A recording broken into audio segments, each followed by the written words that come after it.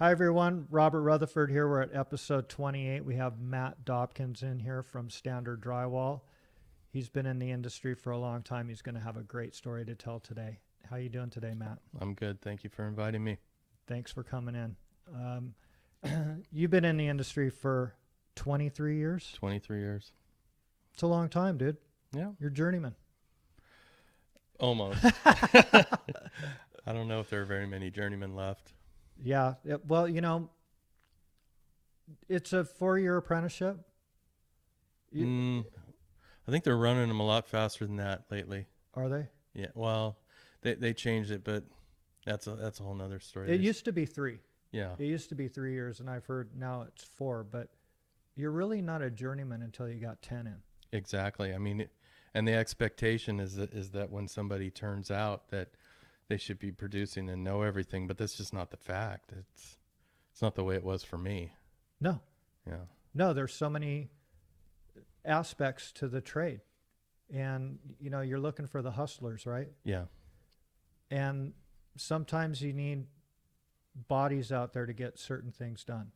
And you don't necessarily, you put the hustlers up on the scaffold because they're going to make you money. Yeah. For the apprentices. And then you have the other guys that, you can turn them into a caulking foreman, right? Or stuff and safing. Yeah. Where I'm getting to now is that they're all valuable. Mm-hmm. I don't know. We've kind of started this movement at Standard Drywall where we've been looking at what we've got over the last 10 years. And Tony Perry and I have put together something where we can keep complaining about the way the industry's gone, or we can do something about it. Mm-hmm. And we look back, so where did it go wrong? And, I look at the huge jobs.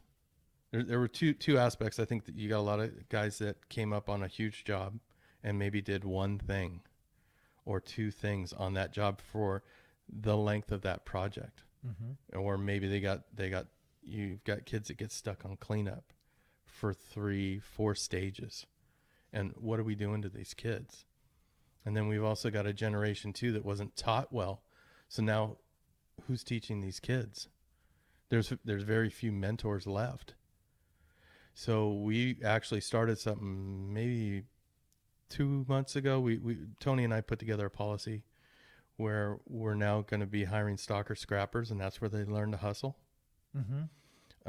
And then we move them up to first stage, and when they're at first stage, they've got their tools on. So we're not gonna be using kids for 3-4 stages. Got it. That's smart. Yeah, we're hoping that, and then the thing we looked at too is that we think that we've lost, maybe we might be 1 or 2 generations of journeymen past, maybe even more past the stage where a guy was a jack of all trades. Mm-hmm. He could frame and he could hang and he could lath. Mm-hmm. Now you've got a guy, he can only hang and he can only frame. So we have to start rotating the kids that we do have. Mm-hmm. And we're going to rotate them, in between times that they go to school and put them with a new journeyman. And then we're hoping that in a few years we'll actually have those well-rounded journeymen that we used to have back in the day. That's smart. Yeah. I looked at it like there were maybe 5 guys that really taught me. Mm-hmm. And is that what's happening to the kids these days? We go into a job and we see a first, second stage apprentice and he's on QC. The only thing he knows is to look for a screw that's missing. He doesn't understand why that screw goes there. He doesn't know what that is that was put together. He doesn't even know how to put it in. No. So we're trying to move them away. Like, it's great to have a kid on backing. Mm-hmm. You're going to make a lot of money with that kid. But what are you doing to that kid? What are you doing to the trade in the long run is what we're looking at. Are we suffering? And I think we are. Yeah, I agree. Because like you said, everybody's a specialist. Mm-hmm. And, I've said this before and I'll say it again. When, 25 years ago, when you were a lather, you were good at everything. Mm-hmm. You were specialized in everything on that job, and you could get into any situation and make it look good when it was done. Yeah, you could think it through, Yeah. It's like I was, I'm a carpenter, but I worked for a company that was primarily lathers. I worked for Mallory Thomason. And when I worked in the field, um, they laughed at me when I walked on the job with a level and a laser. It was plumb bob, string lines, and water levels. Yeah. And those guys taught me that, and I tossed that stuff. Sure, everybody uses a laser now, and nobody knows how to use a plumb bob. Mm-hmm. And it's scary to me. I mean, a plumb bob doesn't lie. I agree. And it never occurred to us that the laser could be off. Mm-hmm. We didn't even know how to check it. You just assume you hit the button and it's good. Right. Yeah, exactly. Mm-hmm. Exactly. And I've said this before too. Learning longhand is part of the craft. Mm-hmm. And all this technology that is coming into the trades, into construction, is actually not good for the longhand, because you need to learn that. You need to learn the basics of how it all started, so that if the juice goes out, you can still produce. You can still get this stuff done, and you know how to use those basic tools. And that's really nice to hear that you guys are doing that. And it's kind of like Greg Stedman was in here from KHS&S, and they have a lean construction program. So, he brought up some good points, like piece workers make every move count. Mm-hmm. And the only way that you're actually making money for your company and for yourself is if you're installing product. And to teach they're teaching their guys, they're developing their guys to make every move count. I remember that, especially with T-bar. Yeah. It was like no wasted movements. Exactly. Yeah, everything had to count. And, I remember the days walking onto a job and you see two old guys hanging. And then you think, oh, those guys aren't going to get anything done. We're young. Mm-hmm. We're hustling. I'm running in circles. I'm not really doing anything. And you look at the end of the day and the old guys smoked everybody. Yep. No wasted movements. They just kept going slow and steady. Yep. And they got up more than everybody. And it was clean. Mm-hmm. And they made every move count. Yeah, and we looked like a bunch of jackasses running around like, our chickens with our heads cut off. Yeah. I was really good at making it look like I was doing something, Mm-hmm. And you need to be taught that if you don't know. Yeah. And that's how these piece workers, that's how they make their money. They can sit around all day, but they're not going to make any money. And that was the way that they did it. And it was part of making every move count. So that is really nice to hear, that you guys are conscientious of the future. We have to be. I mean, look at lath is actually, it's like a dying art.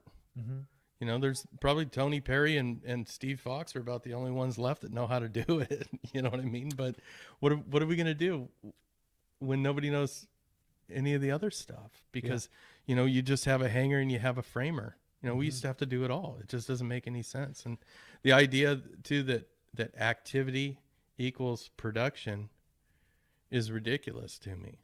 I watch a foreman walk the job and he sees somebody standing there for a split second and says, "Get this guy out of here." You don't know what that guy was doing for that moment. Why don't we just wait and see what the guy got done by the end of the day? Mm-hmm. So we're not really judging people on the right thing either. Right. Yeah. And I think a lot of kids are getting tossed out too. They're just, this guy's dumb. Get him out of here. Mm-hmm. Well, if I keep hearing that from the same journeyman, that this guy is no good, this guy's no good, eventually I've got to look at the journeyman, because the kid's only as good as the teacher. I agree with you 100%. Yeah. And we're dealing with a different generation. Yeah. The generation that got participation trophies. Yes. Yeah, and they all want a pat on the back for showing up on time. Mm-hmm.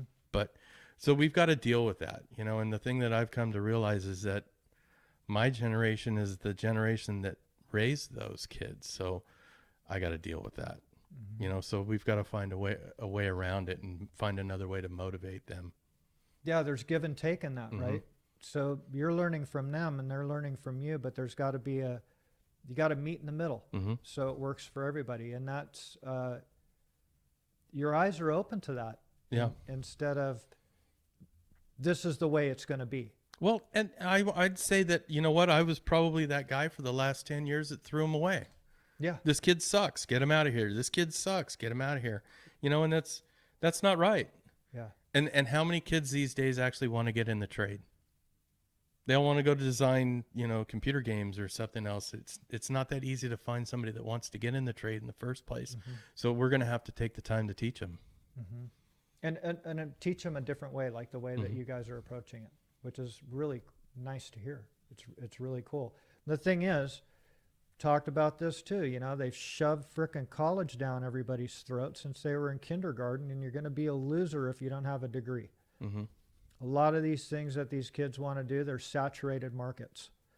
They haven't even started their life; they're in debt, Mm-hmm.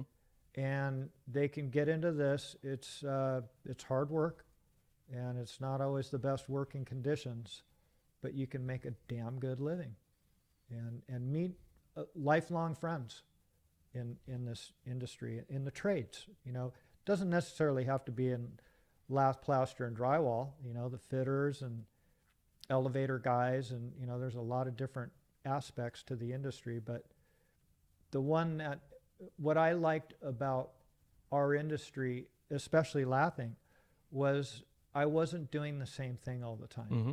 You know, it got broken up. So could do trim for a couple of weeks, and then, you know, frame for 4 months, and hang some board, and then do some acoustical ceilings and stuff like that. So it stayed interesting. Absolutely. And a different location. And a different location and new faces Mhm. as well. And, you know, if I was going to get into a trade, another trade besides lathing, I was looking at like elevator workers. So those guys are doing all their own plumbing, all their own electrical. They're building the cars, they're doing the hydraulics, they're doing the cables. It's just it's the same view no matter what job you're on. You're in the Yeah, you're in the you're in little the shaft, square hole. you know? Yeah. Yeah. So structural welding, you know, they do all their own welding. So they're a self-contained trade that is doing something different all the time. Yeah, and they've got it better than anybody else on the job, Oh. period. Yeah. They're prima donnas. Oh, yeah. You said it. I didn't. Yeah, they are. Oh, I've worked with them, man. Yeah. I've worked with them. You stay out of their area. They own that area. So it's tough. So when you got into the trade, who were you working for? I worked non-union for a company called Lowry Construction. Just got the job hanging out at a tattoo shop. Needed a job bad, and the guy said, "Hey, I need a guy tomorrow." Didn't know what I was going to do, so was actually on a job framing the next day. I was just doing some of the grunt work at first, you know. Did a lot of different stuff for that company, but you know, stocking houses, scrapping out houses behind the piecework crew, sometimes hanging with the piecework crew. Working on the TI crew. It was really probably only about 9 guys in the whole company. Mm-hmm. And eventually I went to another non-union outfit that was almost all metal studs and drywall. And I worked that for, I don't know, a year and a half. Mm-hmm. Was non-union about 2.5 years, and then had a kid. Got married and had a kid, and realized, well, I guess this is what I do for a living now. So I joined the union. Got it. Yeah. So get them benefits. Mm-hmm. Get those benefits going. Yeah, I had no health insurance. In fact, most of the time I was getting paid cash, and I didn't like it because the guy that had gotten me in the trade, he had fallen off a ladder, and he'd been out of work for about 9 months, and with nothing, no disability, because we were always getting paid cash. Mm-hmm. So the non-union world scared me in general. Got it. So were you doing tattoos? No, just hanging out. Got it. You got some artwork, man. I got a little bit. Yeah. Yeah. Most of it was done by a friend of mine when he was apprenticing. So it's not his best work. Got it. Well, Yeah. you supported him. No, actually, most of it was free. Is that right? Yeah, he can't charge me while he was apprenticing. So Got it. Hey, man, let me practice on you. yeah, It's permanent. yeah. I need a guy to work on. Come on down. I think Yeah. I got tattooed about 14 times in about 10 days. Wow. Yeah, most of this all happened at Ouch. once. Yeah, I was like a scabby mess. Wow. Wow. You went all in the right out of the gate, huh? Yeah. Got it.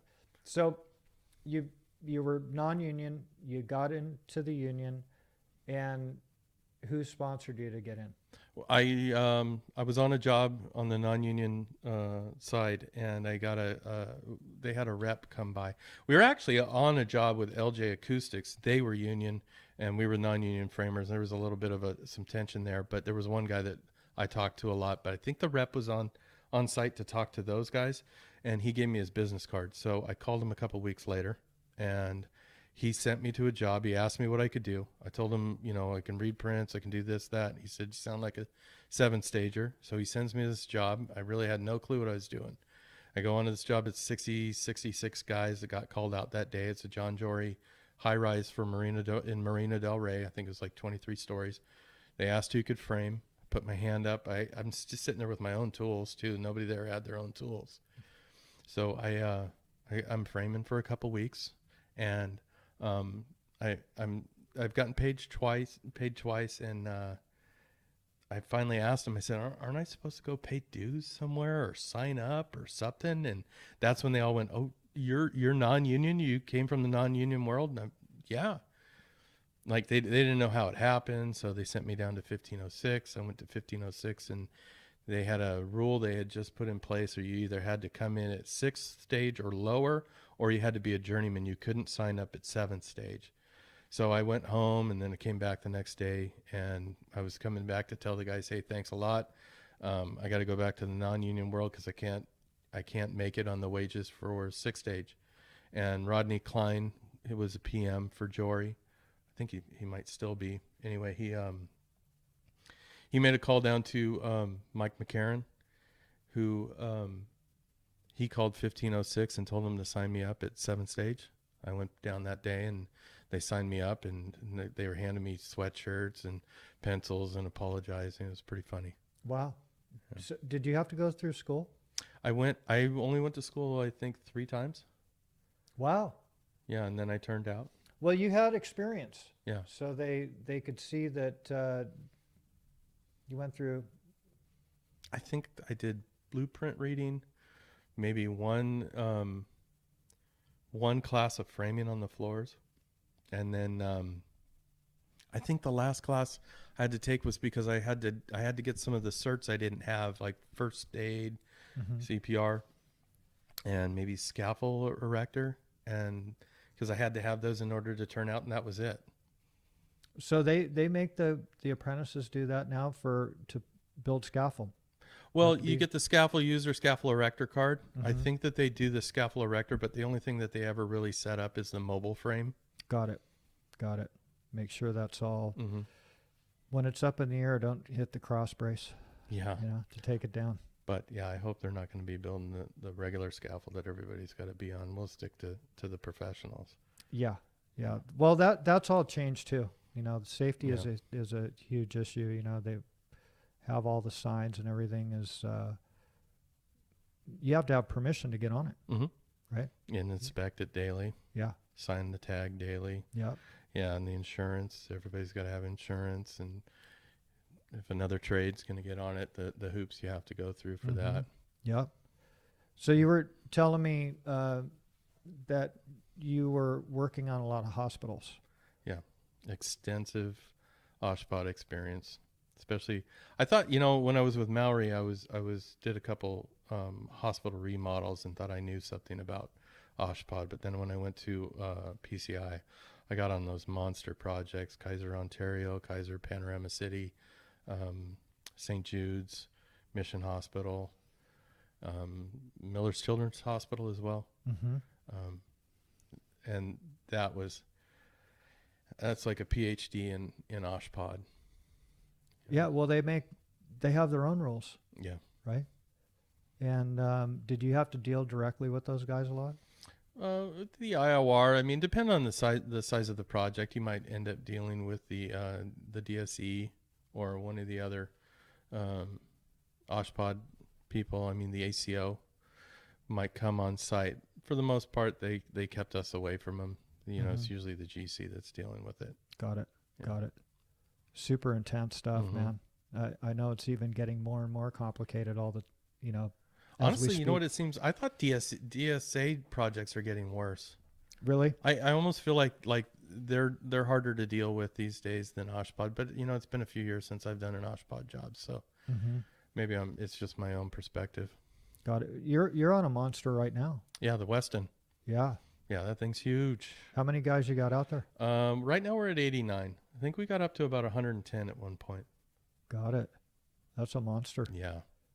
Yeah, it's a good project. Yeah. Yeah, 9 floors, but really I think if you split it up, it'd be about a 34 story if it was downtown. Got it. You know, the footprint of the building is just enormous. Yeah.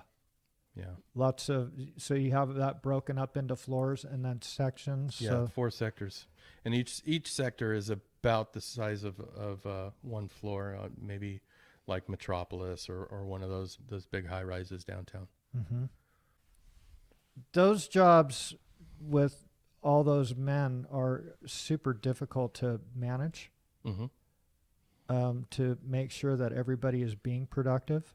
And you have to make sure that you have your good lead guys out there to make sure you're getting your production. Yeah, we've got a good team out there.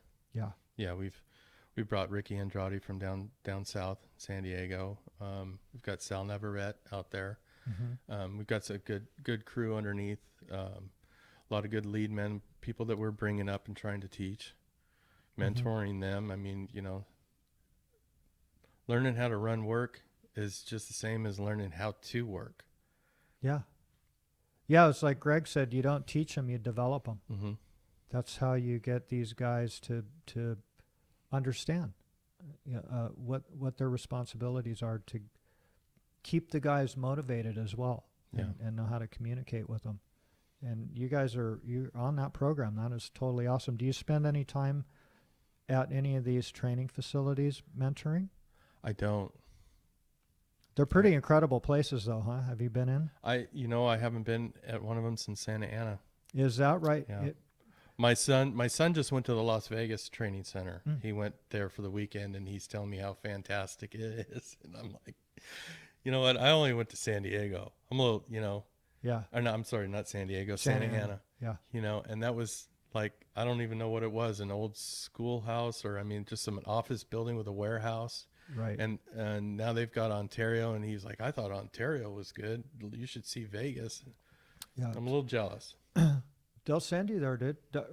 Even if you went to Vegas for the weekend and you called those guys up, give you a red carpet tour through there. You'll be impressed.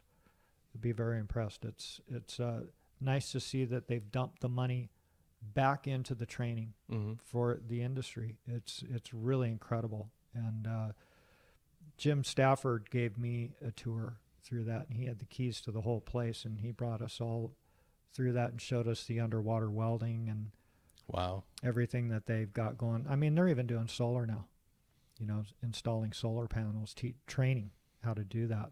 So if you ever, I know if you go on vacation, you don't want to maybe mess around with work, but that's pretty impressive stuff if you ever get a chance to do it. So you have a son and a daughter in the trade. I have 2 sons and a daughter in the trade. Is that right? Yeah. Tell I me have about them. several others that don't want to get in the trade, but yeah, my 2 boys, I think they're both about 5th stage apprentices. And then my daughter just got in the trade in June. She's 1st stage apprentice. Yeah, I don't want to sit here and brag, but she's doing phenomenally. And that was such a tough decision for me. She hounded me for 5 years, wanting to get in the trade, and I just kept saying no, because I know what it's like. Yeah, you know? It's kind of like a demented military, you know. Yeah, and it made us who we are, but at the same time, we also know, you know, I know what you're going to get, and I know you're going to have to work 10 times harder than the best guy on the job. right. You know, and I told her that it's always going to be hard for you, and they love her, and you know, she's doing really well. That's good. Yeah, that's good. She likes it at a 1st stage apprentice. Well, she's gotten lucky because she's also, I don't know about lucky. She's worked hard. Mm-hmm. She took what I had to say and she ran with it. But she's also benefiting from what Tony and I just put in place. Yep. And so she's got her tools on, you know, Mm-hmm. and we also want to make sure that the other kids that maybe didn't get in on this, you know, on the ground floor of this policy, that they get a little bit of slack cut to them. Mm-hmm. Because why should they be punished, or should they be behind the 8 ball because we did this too late? Sure. You know, That's fair. Yeah. So trying to make sure we can catch some stuff up for them too. Mm-hmm. But yeah, she's blown my mind. I knew, you know, she's got my mouth. She can shoot her mouth off, and she can go toe to toe with any of them. And I mean, you don't want to play slug bug with her because she will knock you out. She hits hard, you know. So any of these guys that mouth off to her, I'm like, I don't know if you want to do that. Yeah. Well, now all that's changed too, dude. Mm-hmm. So you have to watch what you say to everybody. Oh yeah, we have sensitivity training now. Tell us about that. All I know is I've heard about it. I mean, I know I haven't gone to it. I'll avoid that class. I mean, I took to the culture of construction.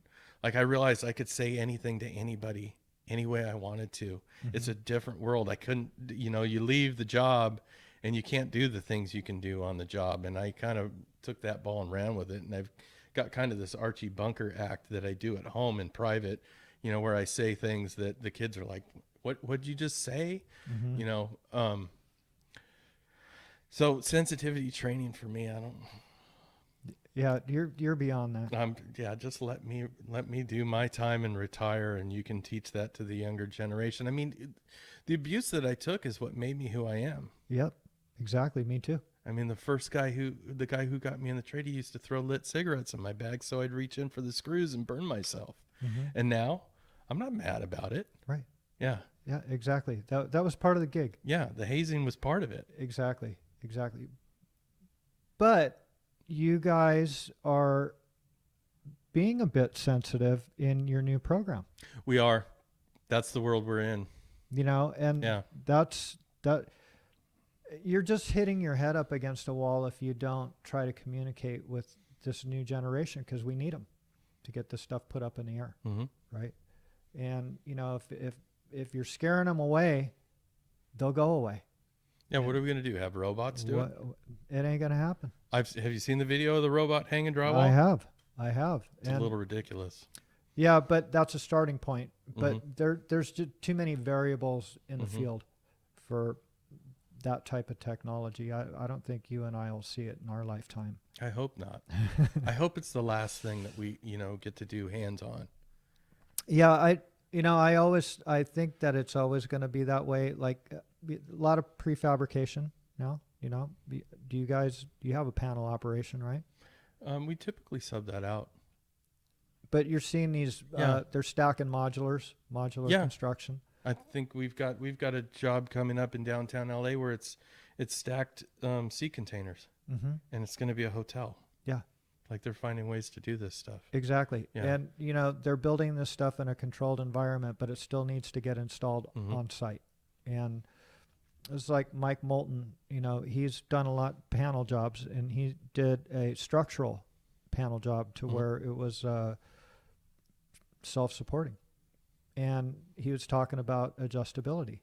And you always have to have that in construction because the floors are never perfect.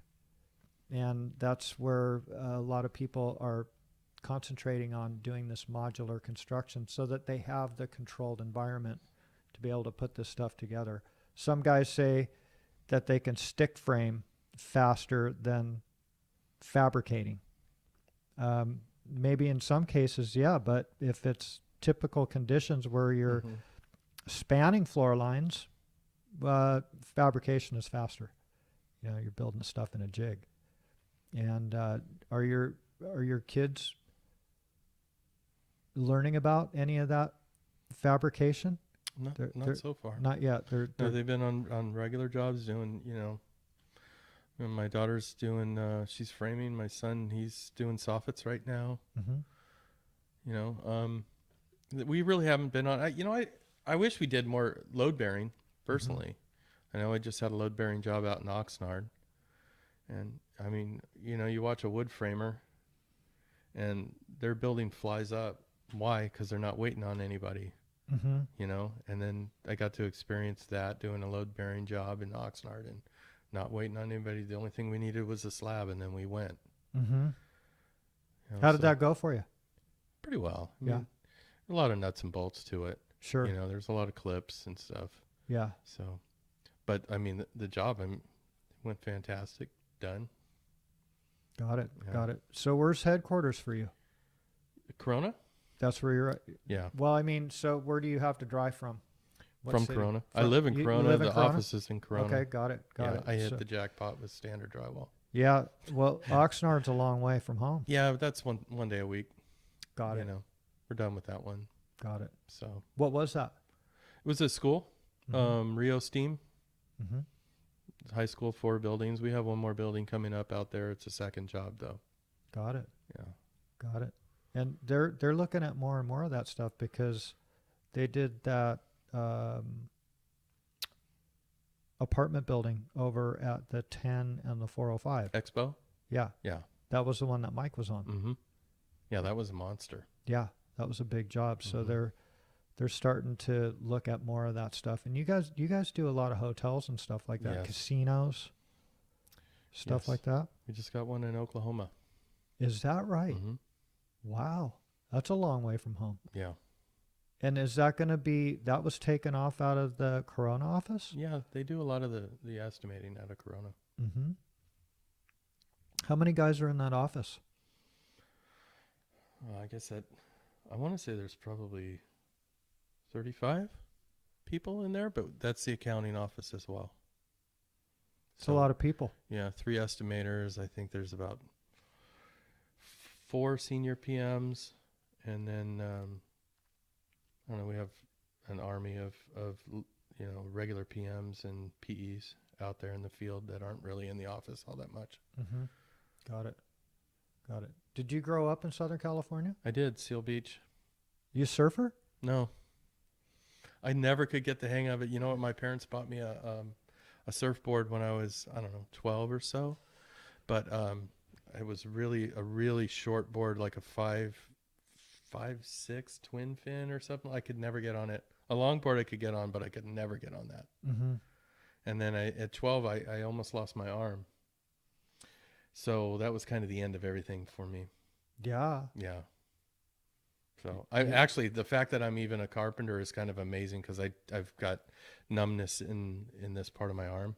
Really? But yeah, they actually thought the night that I had the accident that they were going to have to amputate it. Oh my gosh. Yeah. So and then they brought in a neurosurgeon and he did his thing, and I was in a cast for I think 9 months and physical therapy for a year and a half. And so there's certain movements with my hand too that look funny. Like I'll never flip you off with my right hand. It just Okay. it looks a little gimpy. So and now that I probably announced it to the world, people start watching my right hand and they'll realize it's a little funny. Yeah. So I was never any good at nail on. A screw gun I could operate fast, but swinging a hammer didn't really work very well for me. Got it. Got it. So any the surfing career didn't take off for you? No, didn't pan out. I wasn't a very good skateboarder either. Yeah, I was really into baseball, and that was the end of it. So as soon as that happened to me, I kind of turned my back on anything because I couldn't do any of it. Got it. Got it. How old were you when you had the accident? 12 years. So you were a young kid? Young kid. Lots of rehab. Lots of rehab, yeah. A lot of staring too. I had weird braces and stuff on there, like I could grip my hand, but I couldn't bring my fingers back up. So I had these braces on there that had rubber bands and these little like leather things just so I could bring my fingers back up. Oh wow. It was that weak for a long time. Jeez. Used to raise my hand in class, and then my arm would go BOM. Wow. Yeah, because the arm was that weak, and I ended up hitting myself in the head with the brace. It was pretty funny. You had to wear a hard hat, huh? Yeah, pretty much. Should have. You're into bikes, right? I have a bike, but I'm not Like I always dreamed about having a bike, and then I got a Triumph. I always liked British bikes. Funny thing is, I don't have a license. Really? Yeah, I don't. I've ridden a few times, but that's it. I got my wife a bike too, but neither one of us have a license. We're working on it right now. But the last thing I want to do is be 50 years old and go out and die on a bike. Yeah. You know, Yeah. after all this time. Yeah, it's crazy out there. If you were on some country roads and stuff like that, it'd be one thing. You probably wouldn't even need a license then, right? No. Yeah. But riding around Southern California, Yeah, you'd have to like leave early morning, get away. I just watch these guys splitting lanes every day, and I'm thinking, you guys are nuts. yeah, it's crazy. Yeah, Donors, Uh-huh. they're donors, Exactly. man. It's just a matter of time. It's really cuckoo out there Mm-hmm. with all this traffic. So what do you do for hobbies, man? I've got 7 kids. Never a dull moment. Yeah, I don't have time for Seven hobbies. kids. 7 kids, yes. Two of my own, and then the 5 step kids. 7 kids. Wow. Yeah. And you have a rising football star, huh? Yes. Yeah. Well, yeah, he's going to be in the finals this week. CIF, Marina High School. First time they've ever made it to the finals. So yeah, he was defensive player of the week. I think that was late October. He had just a phenomenal game. It was so much fun to watch. So cool because Marina's just never. They haven't been to the playoffs since '86. Yeah. This is the first time they're going to be in the final. Got it. Yeah, we're having a blast watching him. That's awesome. Yeah, That's he says he's done though. He says this is it. He doesn't want to play college. Got So, it. Well, hey, it's a rough way to make a living, dude. Yeah, You know, one injury away from being disabled. yeah. I watched a couple kids this last week. As soon as they got hit, I knew. Oh, you know, some parent up there is freaking out right now Yeah. watching their kid on the. Yeah. So I think if he gets through this, Mm-hmm. yeah, I'm okay with him being done. Yeah, good. It's just been Did fun he score watching any touchdowns? He's defense, cornerback. That doesn't mean anything. Well, yeah, I mean, he could get the interception and take it. He's had a few interceptions this year. Yeah? It's been a lot of fun. Yeah. Cool. Yeah. That's fun. So Friday nights are taken up for a little while for Yeah. Well, at least, one more week. you. Yeah. Unless I guess they could go to state. I don't know how it even works. Mm-hmm. He lives in Huntington Beach? Yeah. With his mom. Got it. Yeah, that's my hometown. So it's my kids went there to Marina. Oh, did they? Yeah. Oh, that's cool. So when I saw that on Instagram, I'm like, oh, I didn't know Matt lived in Huntington Beach. Yeah. So I used to. Got it. I'm in Corona now. Yeah. So a lot of changes over there in Huntington. They're throwing a lot of new buildings up and so forth. And you grew up in Seal. Mm-hmm. Seal is kind of like a sleepy little town. Nothing really happens there. No. I saw the old Boeing building is gone on Bolsa Chica. Yep. I'm wondering what they're going to do there. They're going to build a bunch of apartment units. That's a big piece of land, man. Yeah, it is. It's huge. Yeah. I mean, it took them frickin' 6 months to rip that building down. It's a big piece of land, so they're grading that thing. And a couple of big developers made a deal on it. You know, Boeing owns all of that missile defense land, and they lease that to the government. You know, where all the nukes are in them. Oh yeah, I grew up. I remember that they were talking about the nukes being there, and Yeah. we were all scared and thought we were a target and Yeah. believed it was coming any day. Well, I mean, you're in the blast zone, man. Mm-hmm. You know, when I moved in that area, they had disclosures in there that you're in the blast zone and ground zero. You Yeah. know, you want to protect that harbor. There's a lot of heavy ammunition in there, for sure. Mm-hmm. And it's the only Navy ammo depot on the West Coast. You know, so they're loading ships up all the time and taking the stuff down to San Diego and throughout the world for anything that's on the West Coast. You didn't know that history down there? Oh, I do. I Yeah. mean, honestly, growing up in the 80s, Mm-hmm. I tell my kids about it and they think I'm a little crazy, but we literally thought that at any minute there could be a nuclear war.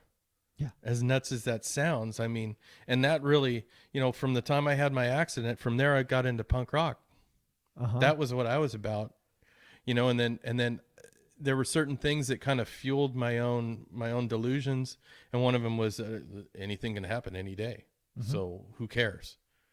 Mm-hmm. So that's why I didn't really get into the trade until I was 27. I didn't have a whole lot going on. I mean, I was a counselor for a few years working with teenagers, and that's part of why I think I ended up getting into the trade, because I worked with teenagers and I burned out on it within about 4 years, to where I was like, I never see anything done here. Mm-hmm. And I did know that when I was going to do something else, whatever it was, I wanted to see something done at the end of the day. And I thought a little bit, you'd asked me if I tattooed. I thought about getting into tattooing, but I couldn't draw a straight line with a ruler. Mm-hmm. So I have no artistic ability. So how was that going to work? Got it. So then I thought about, okay, well, maybe auto body, or maybe I can customize cars or get into dealing with antiques or something like that. I didn't know what I was going to do. And that I just fell into that. I mean, drywall was not my dream, Mm-hmm. but I've been able to do pretty well, Yeah. Yeah. and I got to see something done at the end of the day. And that was the biggest thing. And that's rewarding. Yeah. It's had no idea. Yeah. You see this empty space, and you walk away at the end of the day and you're standing walls up. Yeah. And you're like, I built that, Yeah. and then I got to where I like to be the guy that they would hand the prints to and say, figure that out. Yeah. And figure, okay. Do you do a lot of pre-construction for standard? Not for standard. I used to think that pre-construction was really my forte, that I was really good at it. And then I met Tony Perry, and I realized I don't, that guy's he's a monster when it comes to pre-construction. I mean, the stuff he rattles off or comes up with, I loved pre-con. I liked sitting, digging through the prints. But yeah, he takes it to a whole nother level on some of the stuff he comes up with. Yeah, he's a team player, so I'm sure he's not afraid to kick stuff off of you guys. Yeah, we bounce a lot of stuff off of each other. Mm-hmm. Yeah, Tony's fantastic. Sounds like you're working with them quite often now for this new program. Mm-hmm. Yeah, we just, honestly, we got tired of complaining about it, though. Mm-hmm. And we were like, what was different when we came up? And truthfully, I'm like a generation after, or maybe 2 generations after Tony. Like I look at all the podcasts that you've put on, and I look, I'm younger than all the rest of them. I might not look like it, but I'm like the generation that was taught by them. Yeah. By Greg Smith, by Tony Perry, by the Mike Moultons, and they were taught by Bob Heimerl, and everybody else. And, but I think I'm still in that age group. You're at the end of it. Yeah. And what happened? Yeah. What did happen? What happened? And we just keep complaining about it. And we have to do something, or it's just going to get worse. I agree with you 110%. So what the fuck is up with Red Cloud? Oh, Red Cloud. Oh, so you did? Okay. Red Cloud. It was a form of hazing. Got it. Yeah. So you take a shop vac, you pack the hose with red chalk, you plug it into the exhaust on that, and you wire it up somewhere. You stand off on the side, you wait for somebody, your target, to come into view, and then you plug it in. And they get a red cloud to the face. There's a few people that got the red cloud. Did Greg Smith ever get that? No. Okay. No. Yeah. He wanted me to ask you about that. Yeah. You just taught me something, because I had never heard of it. That was one of them. Yeah. Or gluing somebody's hard hat and safety glasses to the desk. That was usually meant for the safety guy for the GC, or the superintendent of the GC. Get some super glue their hard hat and safety glasses to the table. We used to shoot hard hats up to the deck. Mm-hmm. Yeah. That's another one. Yeah. Or their bags. Yep. Bags Bucket. to the floor. Bags to the floor. Yep. Mm-hmm. Yep. Hazing. Yeah. It was all, I was working on this job, and I was, I think I weighed like 145 pounds. I was in the music scene and had long hair and stuff like that. And I was coming back from lunch, and there was these guys up there, 200 plus pounds, big dudes, buff, drywall hangers, lathers, and you know, they were fucking with me. So they took my tools and my bucket and they hit them. You know, I want to put my shit back on and get to work. So they, you know, I see them giggling away there, you know, because I'm looking for my stuff. So I knew the guy who was fucking with me. So I walked over to his tools, took his bucket, was up on the 6th floor of this building, went over to the edge and said, "You want to pick this shit up off the street, or are you going to give me my tools back?" And he goes, "I will beat your fucking ass." I said, "That's fine. You won't catch me, but you're still going to pick your stuff up." He said, "They're over there. They're behind that stuff. Never mess with me again." So it was, the hazing has always been there. I think it will always be there. You know, where the older guys are messing with the younger guys. Mm-hmm. It's a rite of passage. It is. Yeah, you know, I got hazed. I hazed somebody else. I had a tendency to take it a little too far. Mm-hmm. I had a crew that worked one-handed because they had to cover their nuts with their other hand because we were always hitting each other in the nuts, period. Or actually, I was probably the worst. Wow. Yeah. And there's people that are going to be listening to this right now going, "Yeah, I can still feel it." Yeah. Ouch. Yeah. I had to quit cold turkey. You're It was making almost like an addiction. Making friends, huh, dude? Yeah. You just walk in and it's an open shot and you just Ouch. bam. You know, that's the way it went. Anybody ever whack you with their hatchet? No, No. should have. Caught them off I had guard, it coming. Huh? Yeah. Wow. Yeah. That's hardcore. You're not teaching your kids that, are you? No, but I do. All my kids still cover up. When I walk by, I'm like, I haven't done that in years. Got it. Yeah, I quit Stuck a long with 'em. time ago. You got to let that go. Yeah. That's you went to you went to a program to I did. get that out of I your quit game. cold turkey, and I've been white knuckling it ever since. You can't do that shit nowadays, bro. No, you can't. And you know what? People, I've been in the office for, I don't know, 6 years or so, 7 years. Mm-hmm. There's people that they just don't believe that I would have stopped that it was that out of control. Wow. Yeah. Got a Used to have reputation. I did. I used to drink a lot of caffeine too. I mean, about 8, 9, 10 rock stars a day. Holy shit. So yeah. And people don't believe that I stopped doing that too. Wow. You're done with that. Yeah. I have one once in a while. Yeah. Yeah. I figure everything I've ever done in my life, if a rock star is going to kill me, so be it. That's a lot of fluid, bro. Yeah. That's Yeah. a lot. Fridays used to be Bring Matt a Rock Star Day because they wanted to see what would happen. And I think there was one day, you might want to check my Facebook. There's a picture of it. There's about 16 of them lined up. Wow. And I drank them all by noon. Shit, you could be on a commercial for them, dude. Yeah. I wanted to be sponsored by Rockstar. I thought it'd be the cool thing. Were you sugar free or Sugar free, always sugar free. white cans? Huh? Yeah, the white cans. Yeah. Mm-hmm. Stuff is good, man. Yeah. I've kind of stopped though. Yeah. It was affecting my behavior. Yeah. Yeah. You're getting a lot of shit done, huh? Oh, yeah. And really appreciate you coming in here to tell your story. And super interesting that you guys are putting that program together for this younger generation. I hope it works. That's my biggest fear is the follow through. It's like you put a program together and you have to have everybody buy in. And if they don't see the importance, they're not going to buy in, but it's crucial. It's important. Yeah. And follow through is the ingredient to everything. Mm-hmm. You can't just talk about it. You got to do it. Well, we figure we're probably going to get to the stage where we need to start talking to other companies because this can't just be a standard drywall thing. Mm-hmm. It's got to be, we're taking our industry back. We can't just, the Carpenters Union does a great job, but they only have the kids like 4 weeks a year. Right. That's really it. Exactly. We've got them the rest of the time. It's on us. Yeah.